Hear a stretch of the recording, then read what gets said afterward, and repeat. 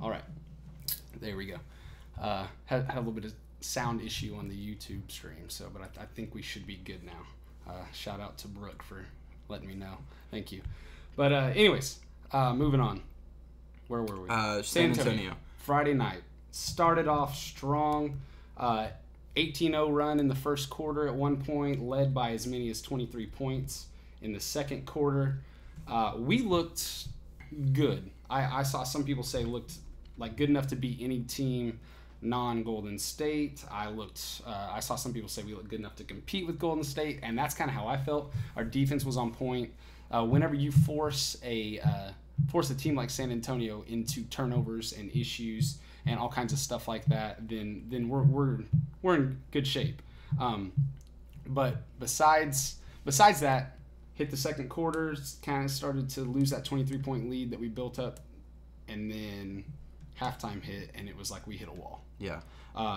Really kind of fell apart from there, ended up losing 101-104. We kept it close, but when you're up by 23 so early, it's sad that you can't maintain that and come away with the win. Really would have been a solidifying win for this team. Needed to show some type of consistency, right? Because there has not been that. I would have thought that they were starting to figure things out had they won that game. Because the 3 wins that we had in a row, the Clippers win looked good at the time. They lost 9 in a row now. I think 11 of the last 12. They started off 4-0. Looked like they might be, a solid Western Conference team. Right. And now the Clippers, I had them in my bottom 5. I saw another power rankings for the NBA had them at number 25, so it was close to their bottom 5, which is just wild. So that win doesn't look quite as good. Dallas on Sunday before last, not really a quality win. Chicago, not a quality win. We needed that win in San Antonio. It looked like we were going to get it. What did you see? What do you think happened? Yeah, I was working for that one, but what I could see was I think Melo was the only one who shot decent, and I don't even think he shot great. Right. But he started off strong. Yeah. He did not end well. Well, that's the whole team. That's the kind of the trend. But he shot pretty terribly. Paul George had an off night, which was rare for him. He's actually been the most consistent Thunder star by far. Agreed. But man, I don't know. It's irritating when you see them play at such a high level for a while. And I said this, I don't know, the last 2 weeks on the show. All felt this way for the last few weeks. Because you know what they're capable of, but then there's just that drop off, and we don't know if it's coaching but we'll get into that later. Yeah, we can. I feel like there are a lot of fingers that can be pointed. Yeah, absolutely. We definitely want to talk about all this. New Orleans. Let's dig in a little deeper to New Orleans. It's the freshest loss. There were a lot of upset fans on Twitter last night. I was interacting with a bunch of people, understandably so. It's really, really disappointing. Let's just run through the game a little bit. Started off another strong start, 17-2 run in the first quarter, and not kidding you, as the run is happening, the Thunder just pouring it on. This is a time where most people would be celebrating, saying all kinds of good things. We look good. But I could not tell you the number of tweets that I saw from people that were saying, when is the meltdown going to start? Yeah. That type of cynical attitude. And understandably so, because it happened in San Antonio, and those 2 games are not the first few times that's happened. I think last night made the 6th time out of our 9 losses where we held a double-digit lead at one point and just saw it evaporated. Right. I was going to say, has there been a game, we're 7-9, right? Yes. Out of the 9, has there been a game where we weren't in? We weren't competing. The Utah loss, second game of the season. Yeah. They led. Consistently. It wasn't like pure domination, but they held a solid 6 to 12 point lead. It seemed like the whole game. The game in Minnesota, the first game home against Minnesota, they led for the most part, and we tried to make a bit of a comeback there. So there've been a couple games, but for the most part, we talked about Boston last week when we played them a couple weeks ago. Had a huge lead on them, and obviously they're on fire right now. I think they're at 15 or 16. Yeah. And their next 10 games or so all look extremely winnable. They're bound to stumble at some point, you would think. But I mean, who really knows? I don't know. They look good. But so we went on that 17-2 run in the first quarter, led by 19 in the second quarter, and kind of let up a little bit. I think we were up by 8 at halftime, but we scored a season-high 65 points in the first half. So much of the issue lately has been offense. Why is it that we can score 65 points in the first half? And then, I don't know if you realize, second half, we scored only 42. We're talking a huge difference, huge point differential. Right, yeah. But how much did we give up in the first half, though? Because we were only up by, 7? 65 to 57, I think. Yeah. I guess 57 isn't terrible to allow, but... Let me throw this out there. New Orleans has one of the top offenses in the NBA. I say they're a top 10 scoring, which makes sense. They've got Anthony Davis, DeMarcus Cousins, two of the top big men in the league. And Drew Holiday's not a bad point guard. He's done a decent job, but defense was there for sure. Right. We gave up some... The Pelicans shot really well. Like, even when contested, they shot, I think it was like 57% in the second quarter. It was just insane. But besides that, we looked good in the first half. We gave up that, we led by 19, only up by 8 at the half. Looked good to start off with. It was really once we got into the second quarter that things started to go down. Right. If we didn't have to play a second half, we'd be... Well, I saw somebody said that if we were only going off... first quarters, we would be, I think it was 11-5. I mean, I'd take it, especially right now. I'd take anything over 500 at this point. It seems like in these games, specifically the last few, that it's come down to the wire. We've had the chance to get the win at the end, and coming off of last season where the Thunder were the most efficient team in the fourth quarter, you kind of feel like they're going to pull it out, but this year it's completely different. It's like they're right there, and then last 2 minutes tick away and nothing's happened. I've seen this stat going around, and I'll see if I can pull it up here in a minute or two, but clutch net rating, offensive rating, defensive rating, that whole differential. We go from being the best in the league in the first quarter to the second best in the league in the second quarter. So overall first half, we are the top team defensively. I don't know about net rating. We're definitely up there. But defensively, we're the top first half defensive team in the entire NBA. And then third quarter, we drop down to around middle. I think it's like 14 or so. Then we move on to the fourth quarter where we drop down to like 26. Yeah. And then in the clutch, last 5 minutes when the game is within, I think it's 5 points. So close games basically.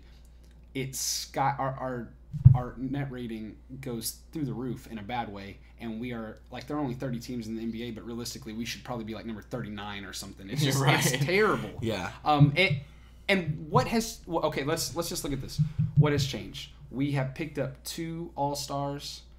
We've picked up some quality role players. We've lost a couple guys. Yeah, that's kind of made an impact. But what's going on with that? I mean, like last night, like I said, scored 65 points in the first half, only 42 points in the second half. Paul George was the only player, it seemed like, that was hitting. Let me give you some numbers here. Paul George shot 9 of 17 from the field. Once again, super impressive. 6 of 10, 60% from 3. Just killed it, okay? But then you go down the next highest scores. Westbrook, Russ, he picked up another triple-double, but he shot 6 of 19 from the field. 2 of 7 from 3. What is he shooting on the season? It's not good. I want to say it might even be sub 40% now. I'm not sure. But you go down to the next guy, Carmelo Anthony. He had 19 points. He shot 7 of 19, so just a tick better than Russ. 2 of 9 from 3. 2 of 9. Russ? No, that's Melo.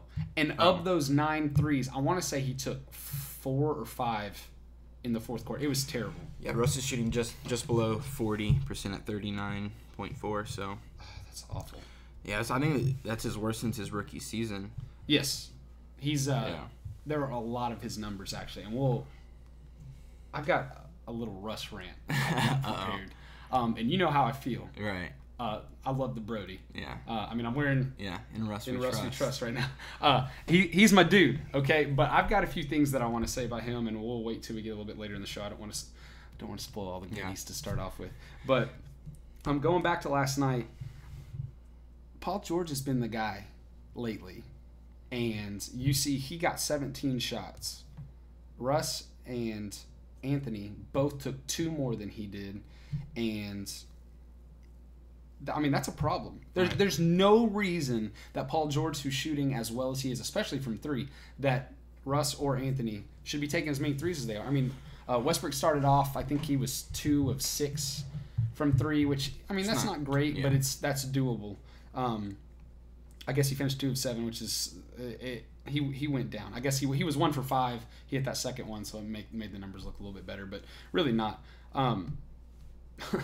Carmelo Anthony, on the other hand, I don't know what he was doing at the end. Yeah. I'm having such a hard time. Listen, when he got traded here, I was kind of like, all right, this could work. And then preseason happened, and I was like, we're swinging the ball. We're figuring some things out. We look good.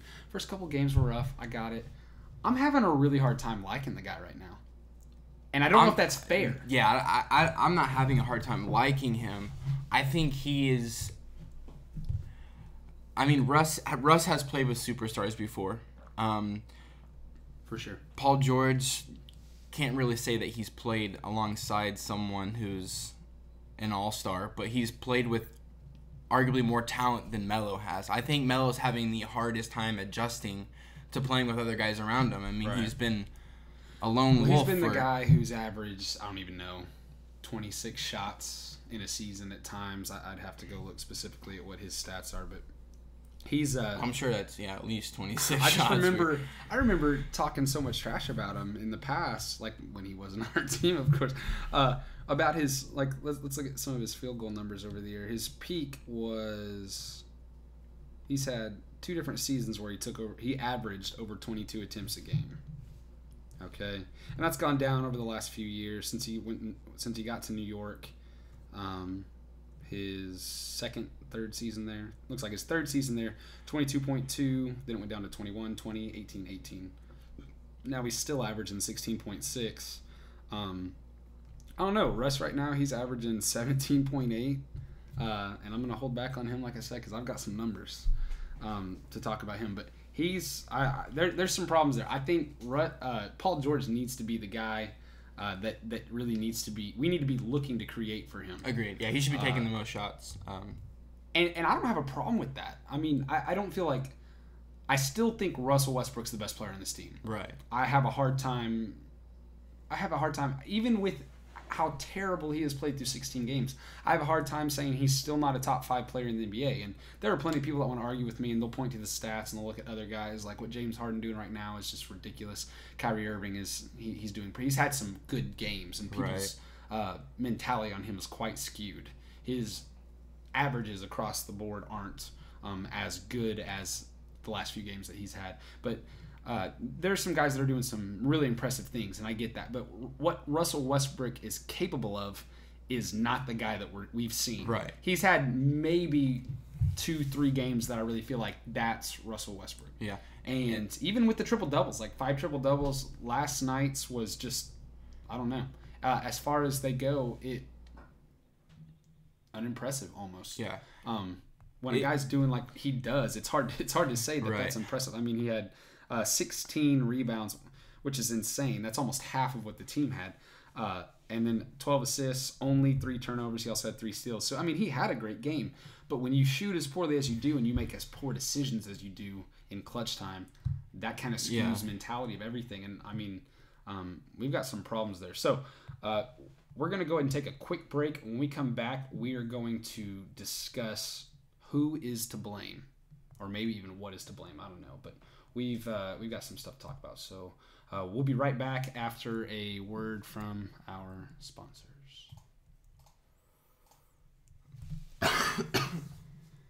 We're doing pretty good on time, actually. So, thanks for tuning in on YouTube Live. We appreciate that, guys. Thank you. Shout out to Brooke for letting me know about the sound issue that we had to start off with. One of these weeks we'll get everything right. One of these weeks we will perfect it. Maybe. We'll see. But anyways, we just want to say thanks for tuning in. Thanks for watching. If you have any questions, comments, please shoot those over to us on Twitter. We're tracking it as best as we can. If you have my number, you can feel free to text me. But anyways, we've got some different topics coming up. We would love to hear from all of our viewers, all of our listeners, whether it's one of you or, however many people are out there watching, listening. We're just glad that we're able to do what we're able to do. We love doing this. And so, yeah. Are you ready to talk about who's to blame? I am. I don't know if you're gonna like what I have to say. I don't know, man. We've got some stuff, that's for sure. So we'll go for it.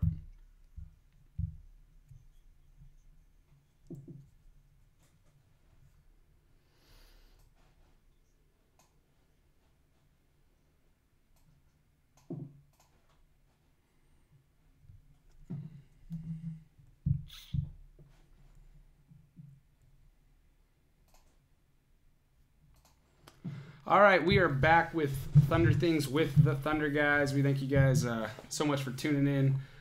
Shout out to the Taryn family watching on their big screen right now. Actually, that's pretty cool. Thanks for watching, guys. We are going to jump in, and there are a lot of issues, a lot of problems going on with the team right now, not at all where fans want them to be, not where they should be, really, with the talent level that we've got. So we're going to jump in, and we want to talk about who is to blame. And I feel like there's quite a few different people we could blame, a few different issues that we could talk about.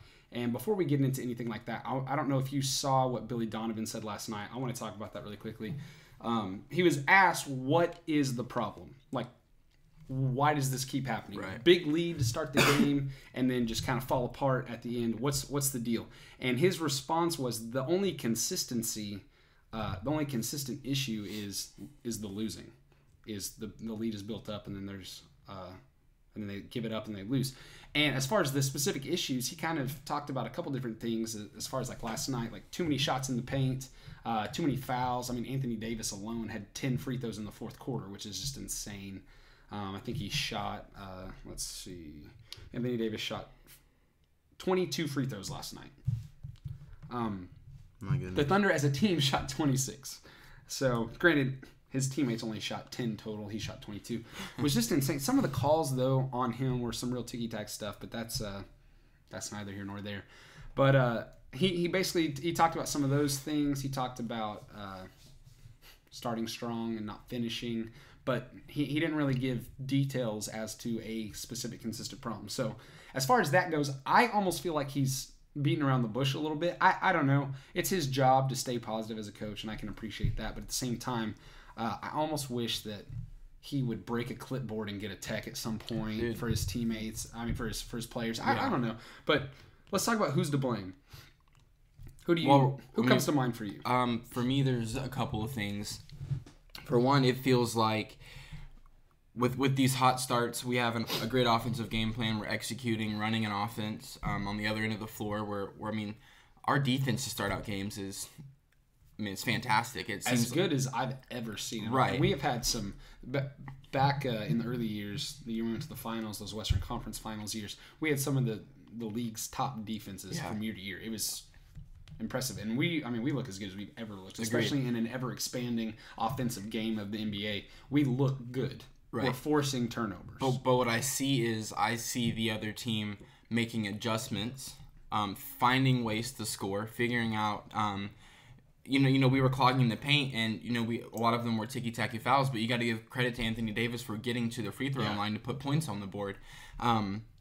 And then as far as on the offensive side, I see them making defensive adjustments, and I don't really see anything different from the Thunder coming out, especially quarter to quarter, first half, second half.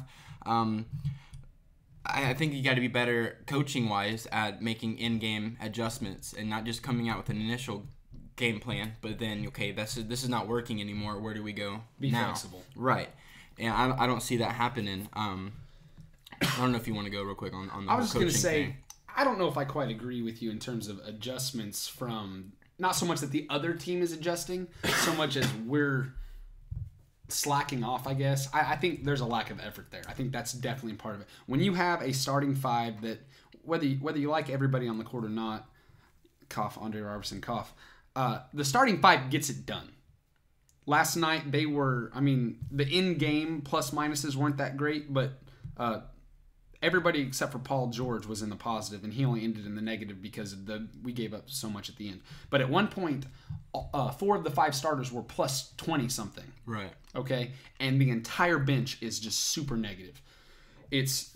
I don't know what it is. As soon as we get to, I want to say, the 9-minute mark in the second quarter of these games, we fall apart. Who's in at the 9-minute mark? Typically. Second unit, plus either, it was Melo, but then they moved it. Paul George is now with the second unit. And I don't know if I like that. And here's why. Paul George, in my opinion, he's probably, at this point, as far as playing, he's the best of the 3. Right. I think Russ has the best potential, but as far as the standalone scorer, that's got to be Paul George. So they've stuck him with the second unit in hopes that he can kind of guide them offensively. But honestly, I think Melo might be better suited for doing that. And here's the thing. The defense is getting things done for the most part. And that's why they want Paul George with the second unit, because the defense gives up so many points. But the offense really is the issue. And Melo's thing is he likes to ISO. Right. Most guys he's do, comfortable there. And I get that. But earlier in the season, when he was coming in with the second unit and when he was on, other guys didn't really have to do much. He'd knock down a few shots, and then once he starts getting double teamed, you got Raymond Felton, Alex Abrinas, Jeremy Grant, these other guys start to open up opportunities. Shots. Yeah. Exactly. So I think that might be part of it. I can't really tell, but as far as Melo goes, let's talk about him. He laughed and scoffed at the idea that he should come off the bench, but what do you think? What's his role with the starters? Do you think he should come off the bench? I've heard some other people say that, and I'm just kind of like, shoot, I'll almost try anything right now. No, I think that would kill his entire vibe, okay. his attitude. I pretty much agree with you. Despite losing, he's enjoying himself. And I feel like a guy with an ego like that, if you put him on the bench, that's not going to end well. But that's not the only reason I feel like it shouldn't happen. Then what do you think his role is? Because part of the issue with especially Russ, Melo, and PG is the lack of identity. So what is the problem there? What needs to happen? Who needs to play what role? He needs to figure out and Russ is kind of in a similar spot. He needs to figure out when to shoot the ball. Okay.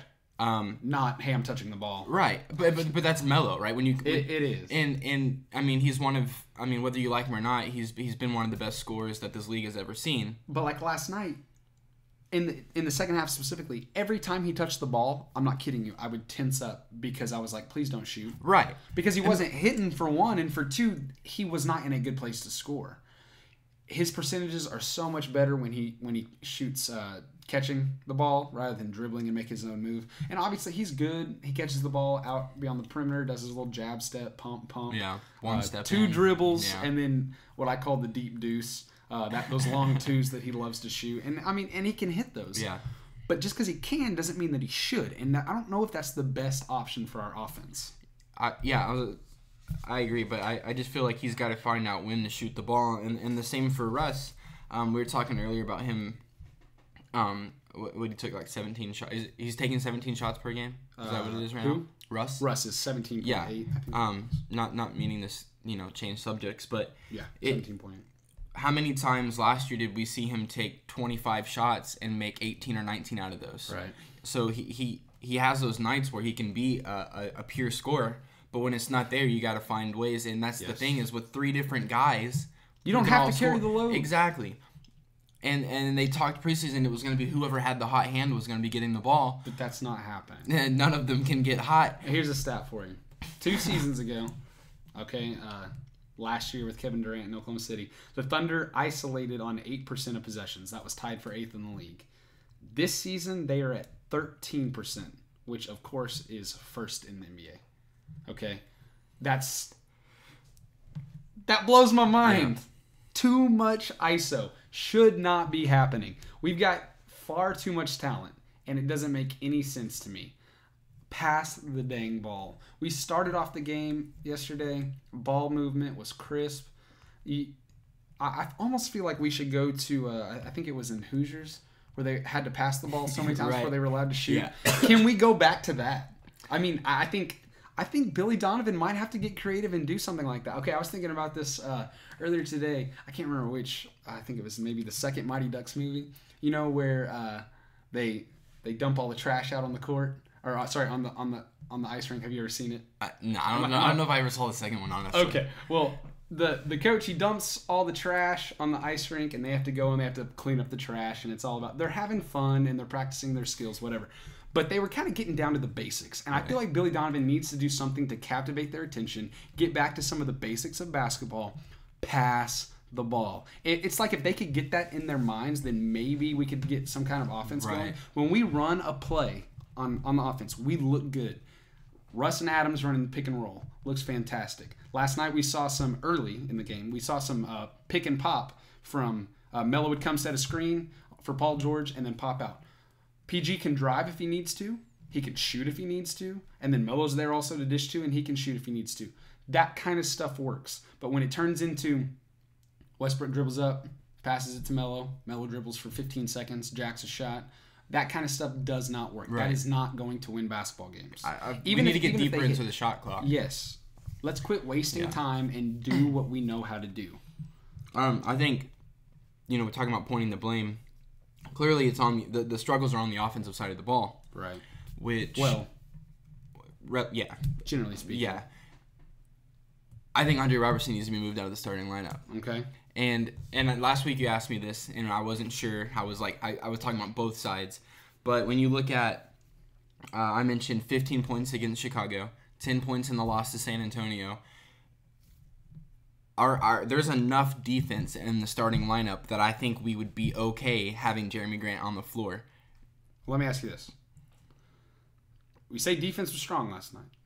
Offense is the problem, but we still scored 65 points in the first half. That's the highest we've had all season. Right. But I talked about about how many we gave up to New Orleans, and you talked about them being one of the best offenses in the league. Right.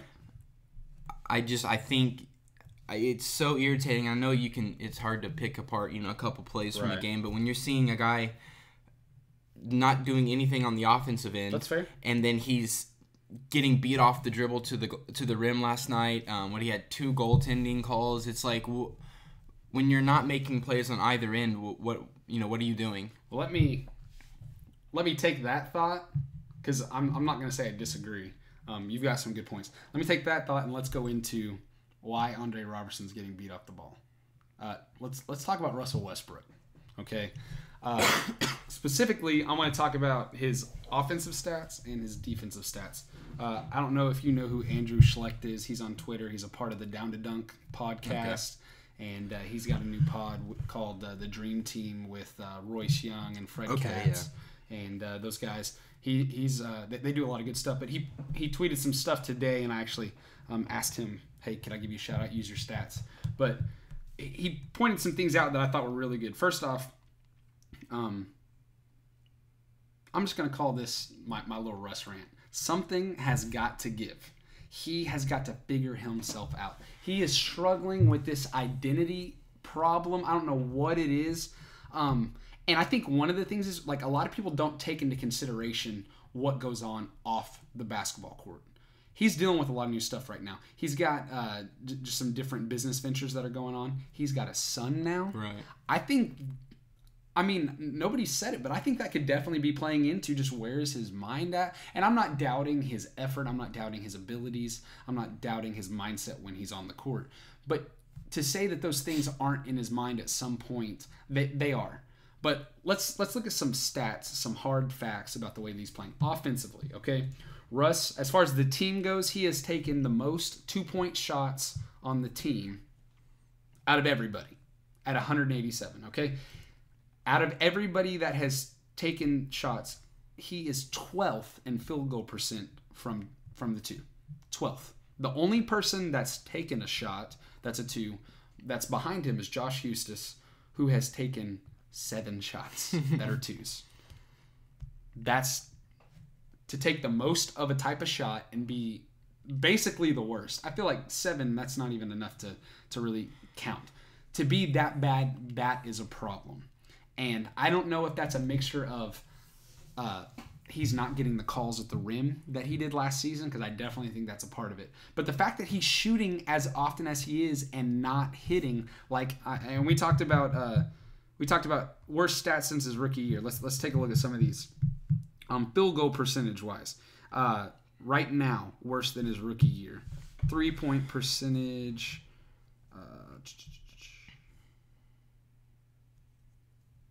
Of course, this is actually his best. I was gonna say I was thinking that. Okay, or second best maybe.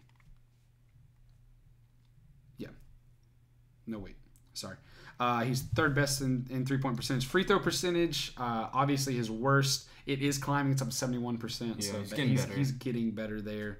But in terms of those things, I mean, some other stuff looks good. Rebounds are still good. Assists are obviously still pretty solid. Turnovers, he's actually looking pretty good there. I say that. Second worst all time, but better than last year, so he has improved. That type of stuff. Steals are still decent, but the shot percentage is what we're looking at here. There's a problem there. Then we go to the defense. And here is the thing. Last year, his defense was criticized so heavily, and part of that was because, in my opinion, his defense suffered because he had to put forth every ounce of energy that he had on the offense just to get the ball in the hoop. Right. It didn't matter if he was assisting, if he was shooting it, whatever it was. It was his responsibility to make sure that the team scored. And if we weren't scoring, then it was because he wasn't doing something. He had to be that guy. He does not have to be that guy this year. Okay? So defensively, here's some stats. There are only 8 guards, not just point guards, but guards in the league that contest fewer shots than Russell Westbrook. Minimum 20 minutes per game. So guys are playing at least 20 minutes. Only 8 guards contest fewer shots per game, not total, but per game than Russell Westbrook. And he plays at least 11 more minutes than all of those players. Okay? 13 guards play 35 minutes or more, and Russ is one of those. Out of those 13, he is dead last among all of them in contested shots. Okay? As far as contested shots go, every single Thunder starter has contested over 100 shots so far this season, total, except for Westbrook. He has contested 56 on the season, so almost half of everybody else, bare minimum. Okay? He's 7th on the team. Do you think it's because he's trying to get out ahead in transition? Is he trying to get the rebound? I think part of it is a lack of effort. You saw last night, Rondo was driving by him. Yeah. And I get Rondo's only, I want to say a little over, he's almost 2.5 years old. He's not the athlete. He is not. In NBA NBA years, he's only been in the NBA for 2 more years than Russ, but with the injuries that he's had, it's like dog years. It's like 10 more years or something like that. He's not the player that he used to be, and he hasn't been that guy in a long time. Rondo was driving by Russ Westbrook with ease, and I was just blown away. What is going on here? It's like if my daughter were to beat me in a foot race, okay? Russ just looked disinterested on defense sometimes. And then he comes down, and he blocked the mess out of Drew Holiday, I think it was, after Holiday scored 7 consecutive points on him.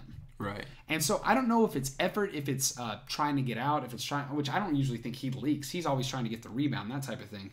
So I don't know if that's part of it or what, but it was driving me crazy. To me, it feels like he's playing with a different mindset. Not that he's not as competitive as he was or anything like that, but it's almost like he's had his moments where, he'll go down and just throw down a monster dunk and, scream at the crowd like he usually does. Right. But as far as intensity throughout all 4 quarters, I feel like it's completely different from last season or even the season before that. He has his moments where he's having a lot of fun. But he's had a lot of moments where he's really been super frustrated. We didn't talk about this when we talked about the Pelicans game last night. DeMarcus Cousins gets a rebound. Russ gets up on him and plays defense. DeMarcus Cousins elbows him pretty strongly, and Russ, I think he flopped a little, but he took a shot. Okay, he took a shot for sure. DeMarcus Cousins goes no, doing like he does, starts making a scene, and he ends up getting tossed because it's a flagrant 2. And I think it was the right call. I think it was. At first, I wasn't sure, but he kind of looks at him like this. Right, he knew he was there is the thing. I feel like, and he tried to make it look like he wasn't, but slow-mo showed it pretty clearly. he rolled around a little bit on the floor afterwards, and it's like, come on, man. Like, I know it hurts, but he said he was going to do that to start getting the calls. yeah, I mean, I guess that's true. Yeah, he said that's it. fair. That's fair. But at the same time, he's looked super frustrated sometimes, and I feel like that frustration. We talked about this last week.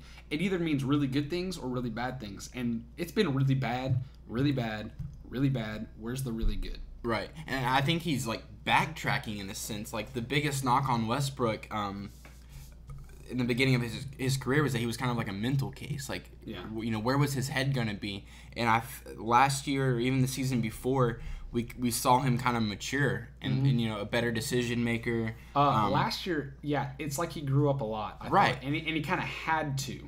Exactly, but then I feel like this year it's like he's backtracking to his third, fourth, fifth years in the league where he needs to. I don't know. I'm trying to figure out how to word this.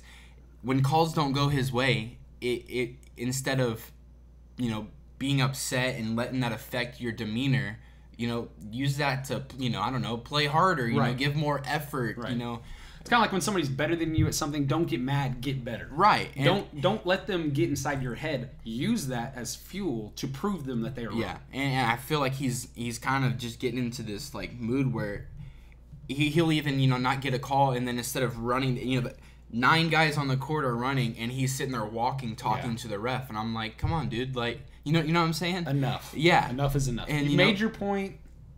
That's let's go.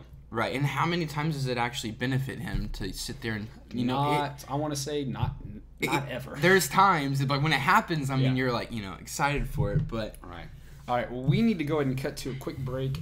Hear a word from our sponsors. When we come back, we're going to talk a little bit about Billy Donovan and how he might be part of the issue, and then we're going to take a look at our weekly forecast of the games we got coming up. So we will be right back after a word from our sponsors. Time is flying by. It is. Like faster and faster every week. If you're still watching, feel free to chime into the conversation. Shoot me a text. Hit us up on Twitter. My friend Brooke texted me. She said, do you think Russell's free throw routine and the rules that have changed about leaving the free throw area have messed up his percentage? If you're a creature of habit that can definitely play games with your mind, you think that's what happened here. I definitely think that consistency is key. Routine is key. He's developed a new routine, apparently something about just takes a deep breath, lets it out, and then he shoots. He wasn't doing that when he was missing. He was down to, was it like 55% at one point? He took that deep breath last season was the thing. Is kind of he gathers himself. And that's what he says. That's why he used to walk back and then come forward. And it's because it would just kind of give him an opportunity to clear his mind. Whereas in the past, whereas at the beginning of the season, he wasn't able to do that. And so he had to figure out something new. But as soon as he did figure out something new, I think that has really improved. Obviously, he was at 55 at one point. He's up to 71 now. And I think that's just going to kind of keep rolling. As soon as he starts getting more opportunities, he's knocking down at a much higher rate. I wouldn't say he's a 71% free throw shooter right now. That's what he is on the season. I think now he's easily back up to 80, 85-ish, which is where we want him to be. Yeah. But like I said, it was a few weeks ago. Other guys are finding ways to make it happen. So he needs to do the same for sure. He can't be a head case with that kind of thing. He's got to get it figured out. I feel like I'm being really hard on Russell. We have both been, of us, but we really never have been. We love the guy, and I think that's what's important for people to realize. Anyways, we're about to jump back in.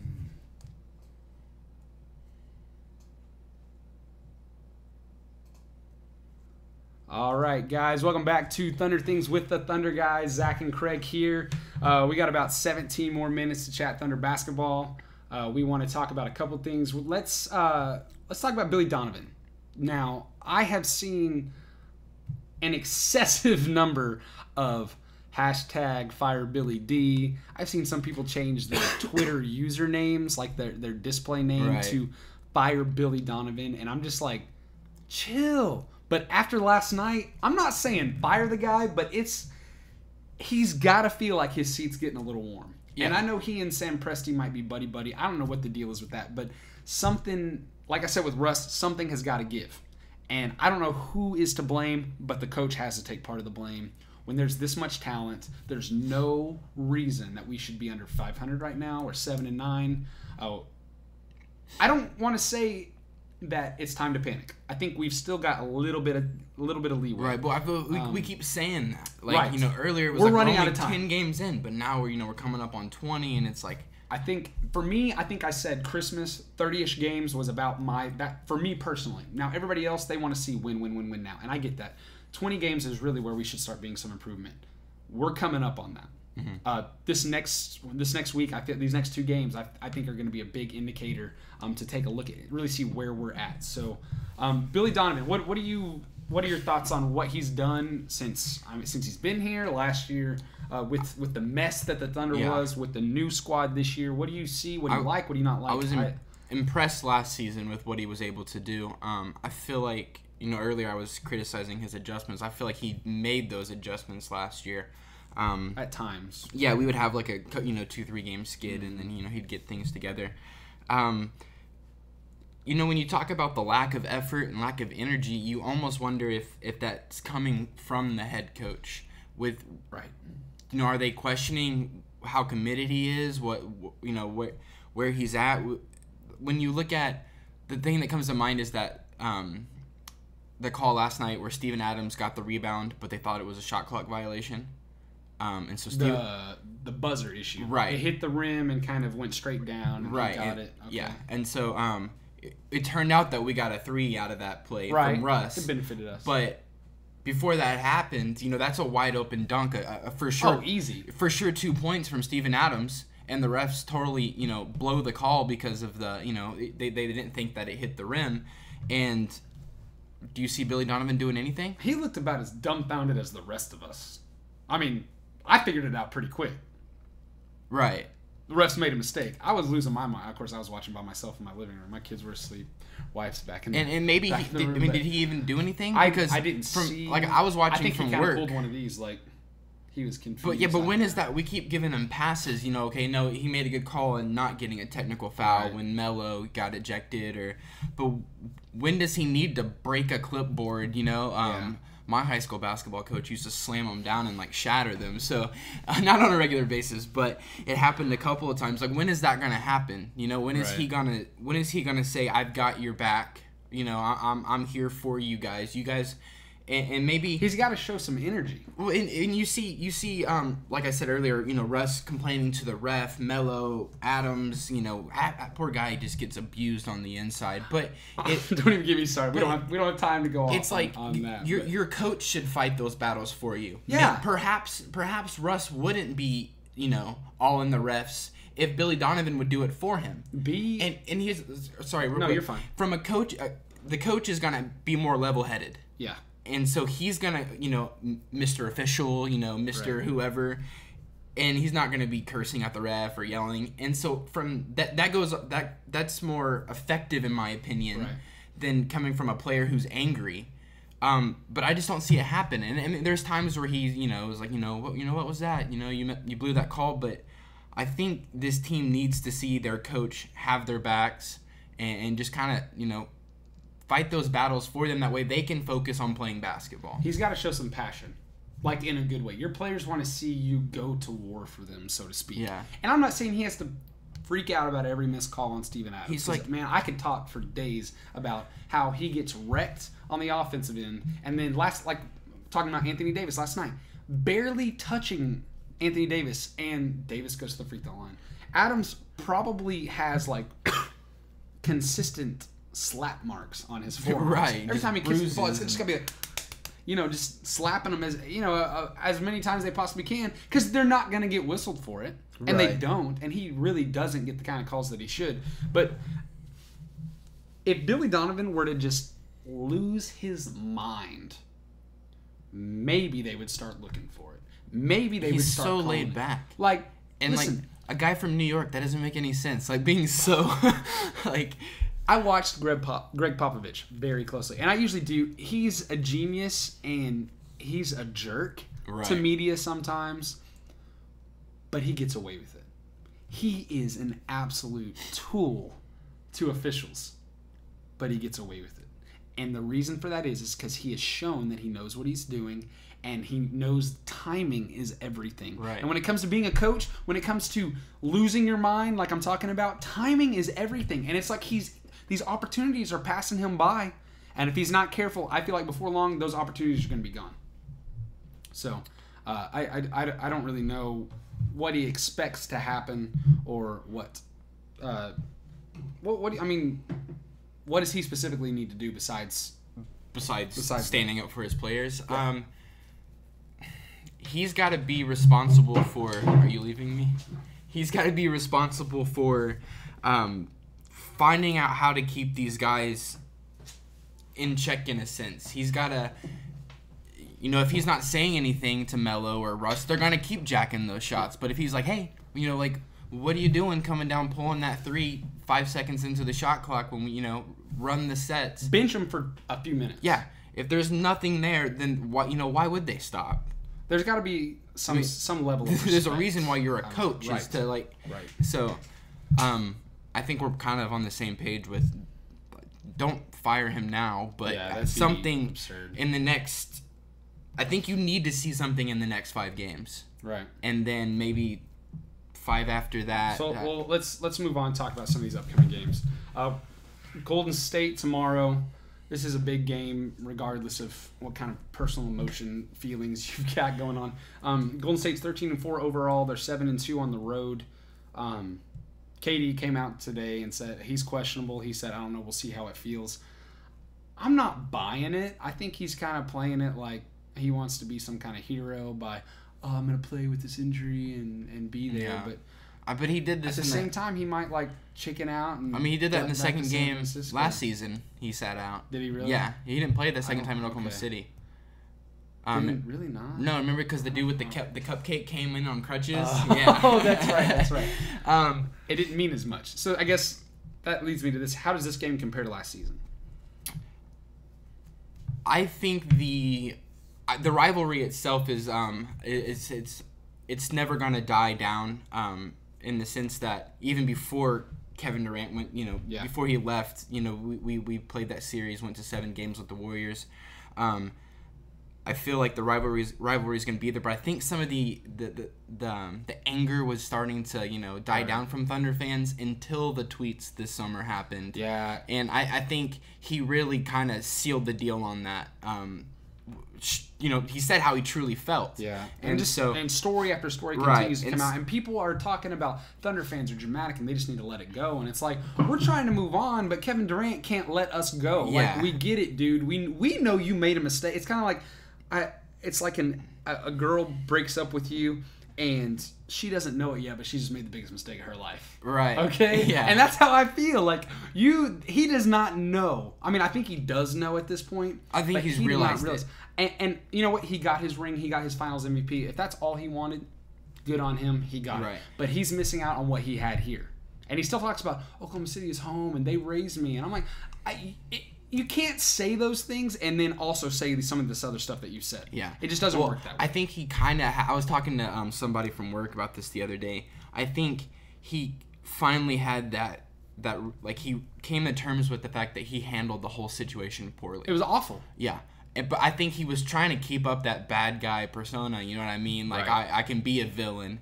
But I think and then he was upset that he was. Right. And then his comments recently where, I feel like Russ will be by my bed if I was dying. And Billy Donovan, be in my deathbed. Yeah. First off, who says that kind of stuff? Right. But I feel like he's kind of... I don't know if he's trying to, apologize, but I don't know if you've seen this, but there's people saying he's coming back. Like, he's...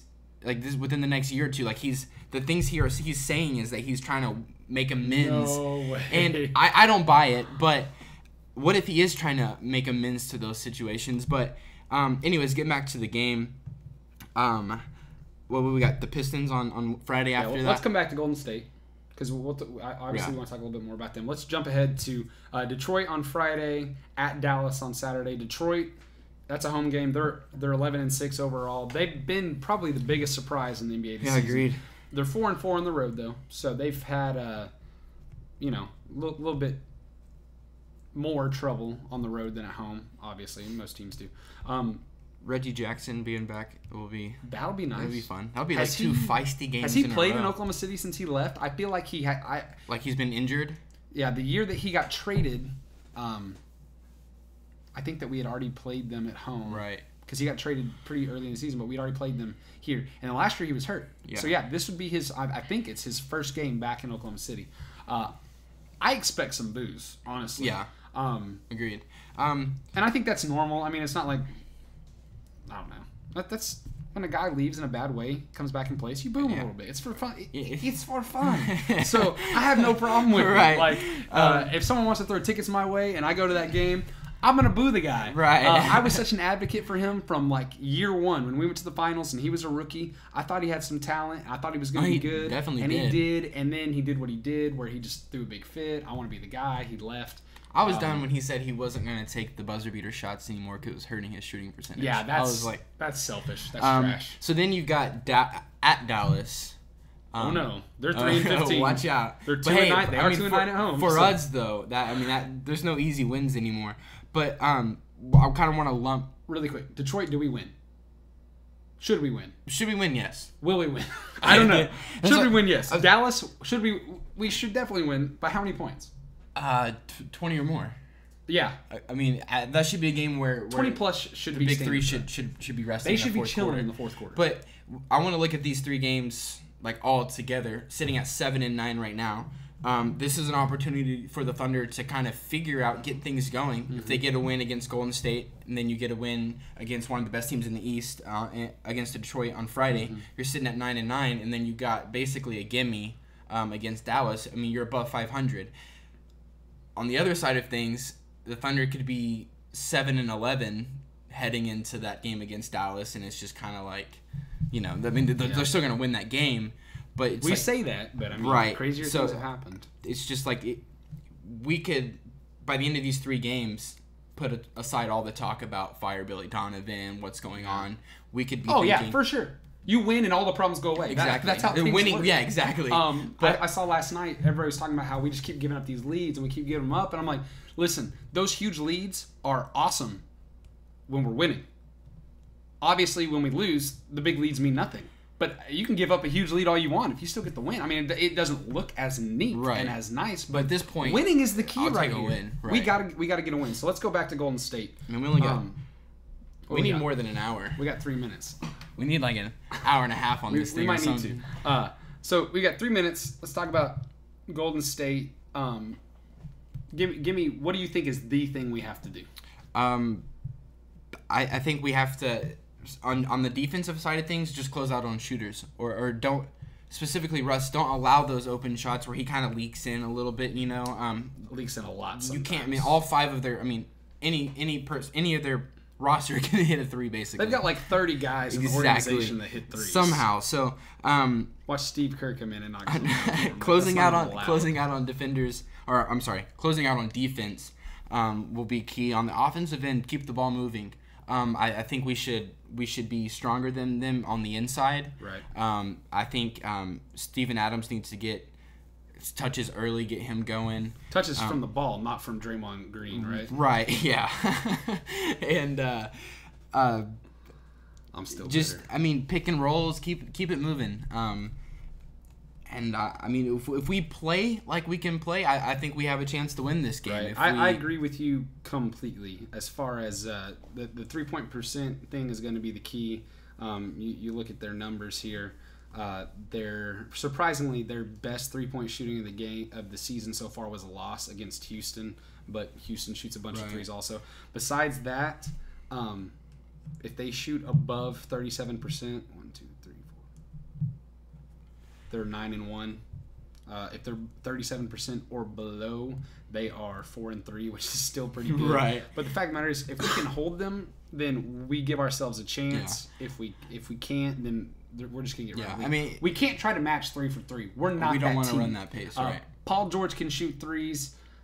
Melo and Westbrook are streaky. It depends on the game. Right. I think you got. I mean, it's going to be the highest viewed best ratings regular season game of the season, most likely.